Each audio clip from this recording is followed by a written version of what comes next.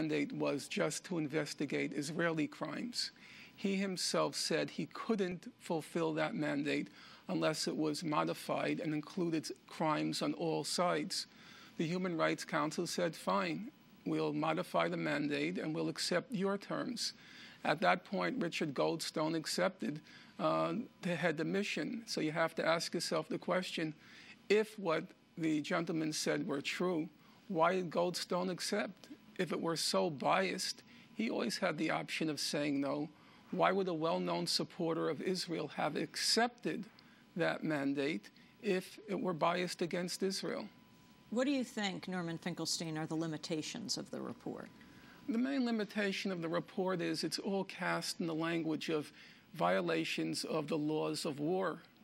And the fundamental fact about what happened in Gaza is it wasn't a war. There was no war in Gaza. That's the main misunderstanding about what happened there. In fact, one of Israel's leading strategic analysts, he said after what happened in Gaza, he said, the one mistake Israelis are making is that there was a war there. He said there was no war. There were no battles in Gaza. The picture is fairly clear. Israel flew about 3,000 sorties over Gaza. Every plane came back. None was damaged. None was downed. There was no fighting in Gaza.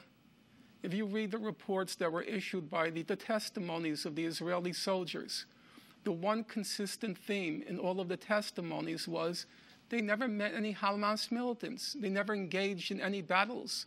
Some of the Israeli soldiers expressed exasperation. We came here to fight. We're not fighting anyone. There were no battles. There were no Hamas militants in the field. The basic fact is a couple of Israeli soldiers said, one of them said, this was like PlayStation computer game. Another Israeli soldier said, literally, I'm quoting exactly, almost word for word, he said it was like a child with a magnifying glass burning ants. That's what Gaza was like. One soldier after another, literally. I wish listeners would just bring up the report. It's called Breaking the Silence. And then enter under the search mechanism, just enter the word insane. One soldier after another, after another, after another said, Israel used insane amounts of firepower. Insane amounts of firepower.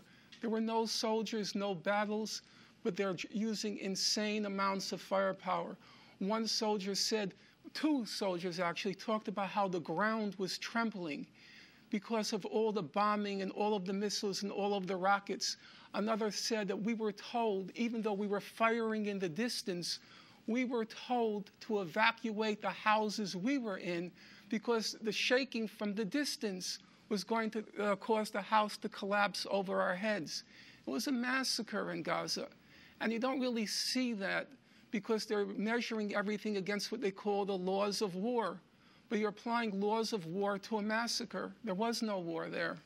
Israel called the attack Operation Cast Lead. It's interesting.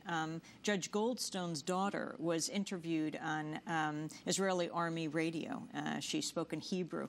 And she responded about her father. She described him as a Zionist who loves Israel. She said that my father took on this job because he thought he's doing the best thing for peace, for everyone, and also for Israel. The significance of this report now, the UN Human Rights Council will meet the day after Yom Kippur in about 2 weeks to meet specifically in a special session on this report. And what does this mean for Israel, the quote of the Israeli official to Haaretz saying we don't want to be put into the International Criminal Court? I personally don't think that's yet going to go very far because the U.S. has effective power to block it. What's significant about the report, in my opinion, and what's significant about what happened in Gaza, I think it marks a major turning point. It's like the Sharpeville massacre in South Africa. Now, Sharpeville is not Soweto, but Sharpeville was a turning point. Richard Goldstone is a liberal. Richard Goldstone is very supportive of Israel. And it's now marking the breakup of liberal Jewish support for Israel. And as we both know, and as all of your listeners know, Jews are overwhelmingly liberal in their sentiments. 79% of Jews in the last election voted for Obama. And what you're seeing now is the breakup of Jewish support for Israel. You saw during the Gaza massacre, you had some of the old-timers like Alan Dershowitz, Michael Walzer, characters like Martin Peretz, characters like that, kind of comical figures coming out supporting Israel. But if you looked at the younger Jewish constituency, bloggers like Matt Iglesias, Glenn Greenwald, and so forth, they all opposed the Gaza massacre from almost like day one or day two. And then you had significant defections like Andrew Sullivan, who, not Jewish, but still a significant figure, who also came out against the Gaza massacre. So I think now what you're seeing, especially with the Goldstone report, especially with his stature, especially because he's Jewish, especially because he's liberal, what it's signaling now is the breakup of Jewish support and liberal support, and those are basically the same thing, the breakup of liberal Jewish support for Israel. Norman Finkelstein, I want to thank you for being with us. Just recently back from Gaza, visited in June. Norman Finkelstein has written a number of books, among them Image and Reality of the Israel-Palestine Conflict and Beyond Chutzpah. His forthcoming book about Israel's assault on Gaza is due out on the first anniversary of the attack on December 27th.